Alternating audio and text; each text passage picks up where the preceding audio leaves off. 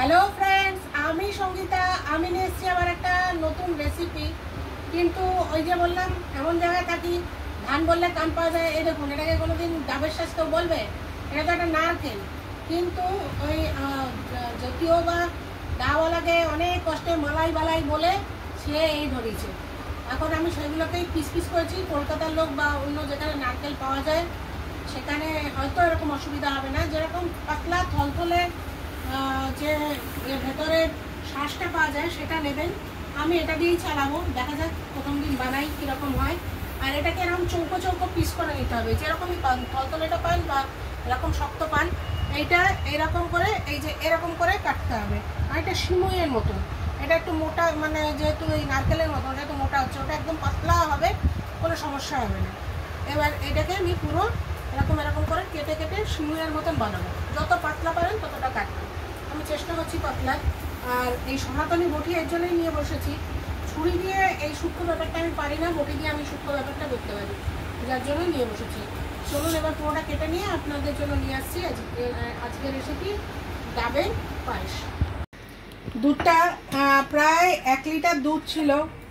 এটাকে এরকম একদম ঘন করে নিয়েছি, এইটুকু বেঁচে আছে 1 কিলোর থেকে। এরকম এর মধ্যে 2টো এলাইচি দিয়ে দিচ্ছি যাতে গন্ধটা সুন্দর বেরোয়। আর এই হচ্ছে গুঁড়ো দুধ। এই গুঁড়ো দুধটাকে মোটামুটি এটা কতটা আছে, 4 চামচ মতন আছে। এটাকে গুলে নেব। আর যাদের কাছে কনডেন্স মিল্ক হবে তারা দিতে পারেন, এই গুঁড়ো দুধের সঙ্গেও মিশাতে পারেন পরে। আমার কাছে নেই, আমি দিচ্ছি না। আজকে প্রথম দিন এরমভাবে বানাই, পরে অনেক ভালো কারিগরি অনেক কিছু করা যাবে। এই পায়েসটা করার আইডিয়াটা আমার মাথায় এখানেই এসছে। আমার ননদের বাড়িতে আমার হাজব্যান্ড গেছিলো, তো একটা নামি হোটেল থেকে ও খাবার নিয়ে এসেছিল। তো সেই সময় আমার হাজব্যান্ড খেয়েছিল এই নারকেলের পায়েসটা। তো বাড়ি এসে গল্প করেছিল যে একটা আনকমন পায়েস খেলাম, খুব ভালো হয়েছিল। আমি খাইনি, আমি মোটামুটি আন্দাজা লাগালাম যে কি করে কি হতে পারে। তো সেখান থেকেই আমার মনে হলো যে আমরা কেন বঞ্চিত হবো, আমি আমার ছেলে।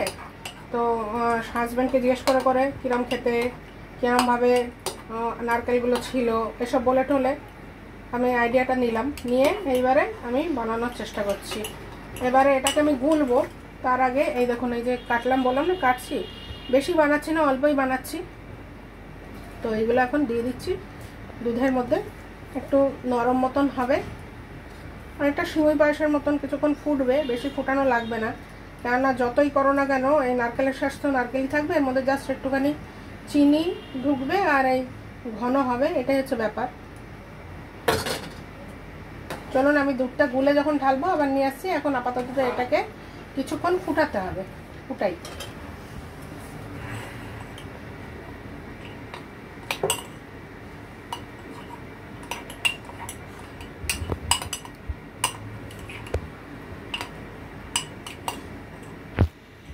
কিছুক্ষণ ফোটানোর পরে এটা এরকম দাঁড়িয়েছে, শুধু এই সিমুইনের মতন এগুলো দেখা যাচ্ছে। দুধটা পুরো ঘন করে দিয়েছি আমি একদম, এই যে দেখা যাচ্ছে নারকেলের এগুলো। আর এই চিনিটা দিয়ে দিলাম, এতটা চিনি লাগবে। আর খুব বেশি মিষ্টি হলে এটা ভালো লাগবে না, কারণ নারকেলের একটা মিষ্টি তো আছে। মালাই যদি মিষ্টি হয় তাহলে, মানে শাঁসটা যদি মিষ্টি হয় তার একটা মিষ্টি আছে। আবার এটা যদি খুব কিরকিরা মিষ্টি করি, তারপরে যদি কনডেন্স মিল্ক দেন, কিংবা যদি এই এটা দিন গুঁড়ো দুধ দেন, তাহলে আরও মিষ্টি।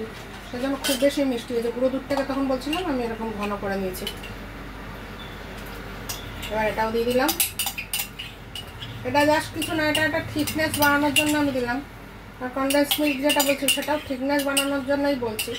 আর টেস্টটাও ভালো হবে, মিষ্টি মিষ্টি একদম সুন্দর। চিনিটা কিন্তু হিসাব করে দেবেন, নাহলে মুশকিল। আর আপনাদের বাড়ির জামাই কি চলে গেছে নাকি? যাদের জামাই আছে তাহলে বিদায়ের সময় এরকম একটা আনকমন পায়েস খাওয়াতে পারেন। আর সত্যি বলছি, একদম সত্যি কথা, আমার মা আমাকে সিমুই পায়েস, চালের পায়েস ছাড়া অন্য কোনো পায়েস খাওয়ায়নি।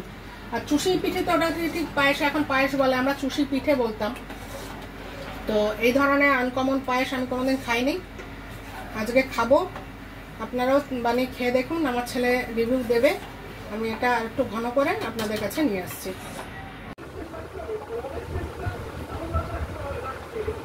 ঠিক মতন রিভিউ দিস, লোকে বানিয়ে এসেছে আমার গালাগাল দেবে, বলবে কি পায়েস বানিয়েছেন। হ্যাঁ ঠিক আছে, হ্যাঁ।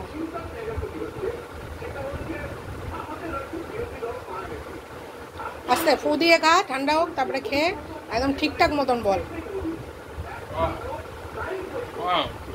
খুব ভালো হয়েছে।